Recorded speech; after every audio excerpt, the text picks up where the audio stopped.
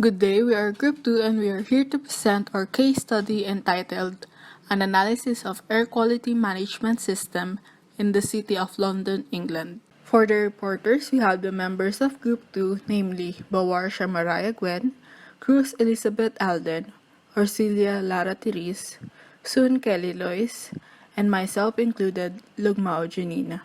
So the name of our city is London and it is located in England, United Kingdom. The total surface area is 1,572 square kilometers with a population of 9 million and the growth rate is 0.8% with a projected population of 9.4 million. As for London's economic status, London is a global city with a growing economy and increasing population. It specializes in professional, real estate, and business service activities. The major industries are the following: tourism, media, technology, and construction. London belongs to the sovereign state of United Kingdom, which has mainland-based ecosystem, and in this there are heathlands, moorlands, wetlands, and woodlands. However, the ecosystem is considered critical due to the population density. Focusing on the ecosystem of London, it is home to approximately 13,000 different kinds of plants and fauna.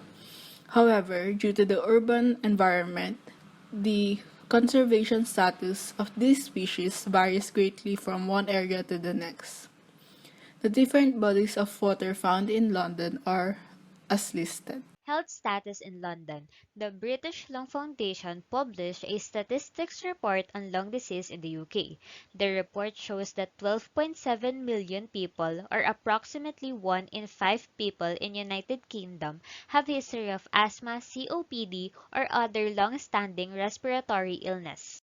The chart shows the percentage of deaths from different types of lung diseases, while the other describes the percentage of deaths caused by lung diseases compared to other diseases. In a published report by the Office of National Statistics showed the monthly mortality analysis for England in October 2021. The figure below shows the registered leading causes of death per 100,000 people in England. The leading cause is dementia and Alzheimer's disease, followed by ischemic heart diseases and COVID-19. For the air quality status in London, as of November 28, 2021, the PM2.5 concentration levels according to IQ Air is 2 microgram per cubic meter for a 24-hour concentration, and the air quality is 8, which is considered to be good, while the 24-hour PM10 concentration level is at 11.3 microgram per cubic meter. The general objective of this case study is to assess the air quality in the City of London, England, and to recommend engineering technologies that can help in improving the air quality. Specifically, the objective of this case study are the following: 1. To determine the level of air pollution in the City of London, England. 2. To analyze the type and sources of air pollution in London. 3. To assess the adequacy of existing efforts of the government in addressing air pollution in London. And 4. To recommend environmental engineering solutions or technology in addressing any air pollution problems that London may be experiencing. The assessment, the sources of air pollution for outdoor air is that it mainly comes from transportation. Specifically, 50% of nitrogen dioxide pollution in the city came from road transportation. Other possible sources include cigarette smoking, industries, and farming. Pollution can also come from natural sources like the dust blown from the Sahara Desert.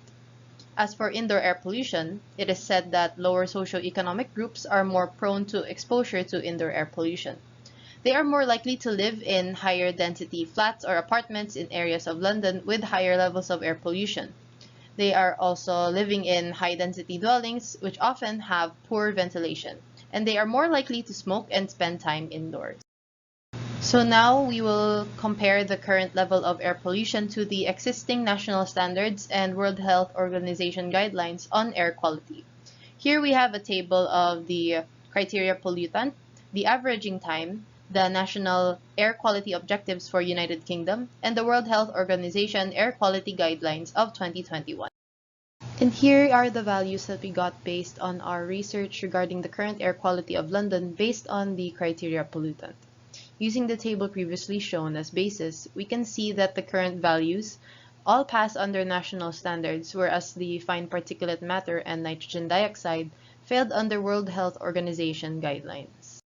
For the forecast, based on the published report by Brook and King in 2017, which estimated the population that is exposed to nitrogen dioxide that is above the European Union Air Quality Directive limit of 40 microgram per cubic meter. It estimates that by 2030, the concentration of nitrogen dioxide would not exceed the limit. It is estimated that the City of London's particulate matter concentrations of PM2.5 and PM10 have been lowered. PM10 concentrations are less than the European Union limit of 10 microgram per cubic meter, and the PM2.5 on the other hand exceeds the WHO guideline of 10 microgram per cubic meter. Impact of air quality on health and environment. It shows that poor air quality is considered to be the largest environmental risk to public health, and around 28,000 to 36,000 mortalities in the United Kingdom are due to long-term exposure to man-made air pollution. A modeling framework developed by United Kingdom Health Forum and Imperial College London showed that reducing 1 microgram per cubic meter of fine particulates such as PM2.5 and PM10 in England over a period of 18 years can prevent 50,900 cases of coronary heart disease, 16,500 cases of stroke, 9,300 cases of asthma, and 4,200 cases of lung cancer. It is estimated that 9,416 deaths in London in 2010 were due to long-term exposure to nitrogen dioxide and PM2.5, and that 3,600 to 4,100 mortalities in 2019 were attributed to anthropogenic PM2.5 and nitrogen dioxide. From these reports, it can be said that nitrogen dioxide and PM2.5 are the key pollutants in the air quality of London. Next, we have air quality management. First, we will discuss the different existing national policies, laws, regulations, and standards in London. First, we have low emission zones, which aims to reduce the particulate matter from large commercial vehicles. It is implemented 24 hours a day, every day, including weekends and holidays. In the slide, we could see the low emission zone standards and the corresponding charge for its violation. Next, we have the emission surcharge or T-charge. In addition to the congestion charge, vehicles must also meet the minimum exhaust emission standards. Failure to meet these standards will have them required to pay £10 of emission surcharge. Emission standards are as follows: Euro 4 for both petrol and diesel vehicles, Euro 3 for motorized tricycles and quadricycles. The T-charge policy was replaced in April 26 by the ultra-low emission zone, which requires all vehicles, with the exception of taxis, to meet the minimum exhaust emission standards. In this slide, we could see the ultra-low emission zone standards on the corresponding vehicle types and the date from which the registered vehicles must meet the standards. We could also see the daily charges if these standards were not met. According to the Demystifying Air Pollution in London full report, there are numerous active plans and initiatives to address and improve London's air quality. They are implemented at borough and mayoral level. The London boroughs are responsible for the air quality monitoring, walk-in and cycling projects, idling action programs, and Go Ultra Low City scheme. The Mayor of London is responsible for the congestion charge zone, low emission neighborhoods, air quality alerts, and the Mayor's Air Quality Business Fund. Environmental engineering solutions. One of the proposed technology is the Venturi scrubbers. It is a type of wet scrubber which process involves removing liquid or solid particles from a gas stream, then transferring it to a liquid. The majority of wet scrubbing method more than 95% of particulate matter, and this type has a higher efficiency among the other types. With a 95% effectiveness rate for capturing particulate matter, implementing this technology will significantly aid in alleviating London's present air quality problem. Additionally, by 2030, particulate matter levels are expected to be between 20 to 25 microgram per cubic meter as per forecast. If the suggested technology is properly maintained, the forecast may become true, and additionally, incidences of coronary heart disease, stroke, asthma, and lung cancer will decrease. And lastly, it will benefit London's environment and may aid in eventual recovery of the ozone layer. For the estimated cost of Venturi scrubber, the following costs are adopted from the EPA's procedure by Mossati and Hemmer in 2002, and the estimated costs are for the Venturi unit with a maximum saturated airflow rate of 90,000 cubic feet per minute, and it is made of carbon steel.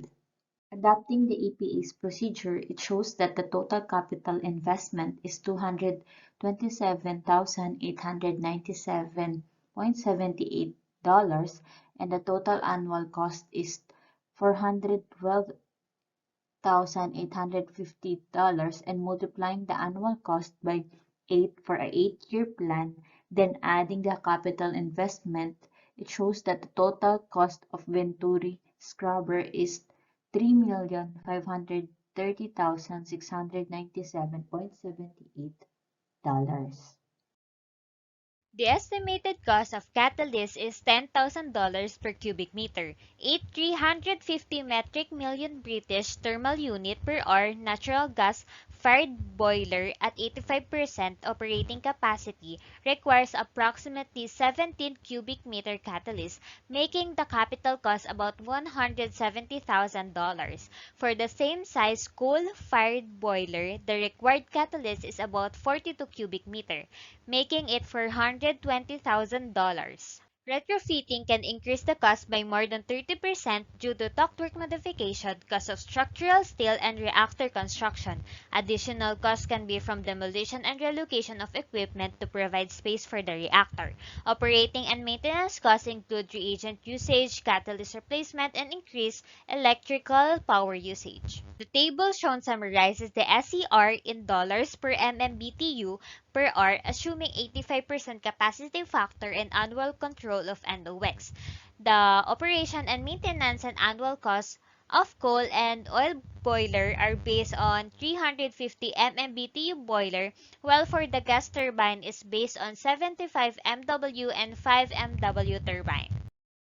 To sum it all up, here we have the conclusion. The main problem is London's fine and coarse particulate matter as well as nitrogen dioxide emissions.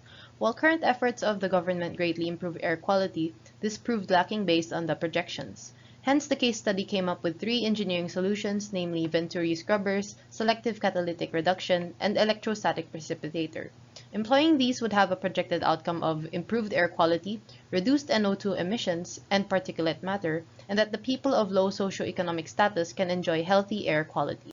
That's the end of our presentation. We thank you for listening.